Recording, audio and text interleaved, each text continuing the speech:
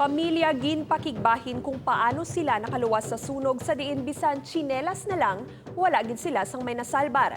Mapait nga trahedya nga luyag kalimtan sa mga biktima liwat nga nasulit matapos ang 28 ka tuig.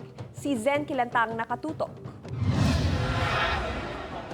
Pasado alas 9 na sang aga, apang wala pa sa gihapon nakainom sang gatas ang bata ni Rodeline nga si Baby Damond. Inibangod na lakip sa ginlamon sang kalayo sa Ortiz City proper ang mga biberon sini.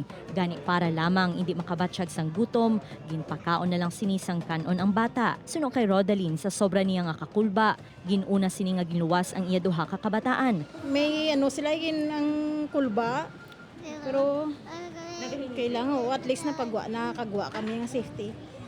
Bisan ang ilang mga tsinelas ang nadalaman sa ginlamon sang kalayo. Ginkalipay naman nila sang ginhatagan sila sang may masuksok agod hindi malamigan ang ilang mga tiil.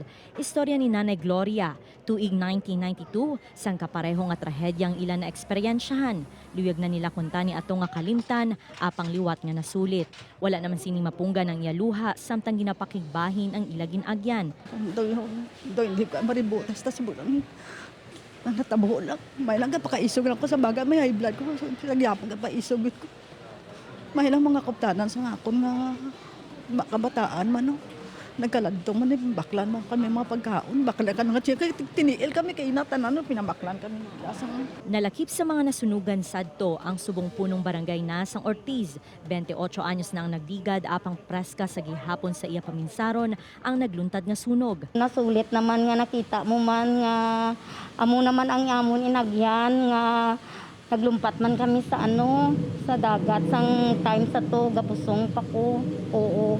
Ti daso na mo naman na ang challenge gid guro nga magpabakod kag bato gid Apisar sa kasakit kag kabudlay nga ginapangatuwang subong sa mga nabiktima sang sunog, wala naman sila nagakadulaan sang paglaom nga malampuwasan ining ilap pagtilaw. Upod ka Romel Porquia, Zen Kilantang, One Western Visayas.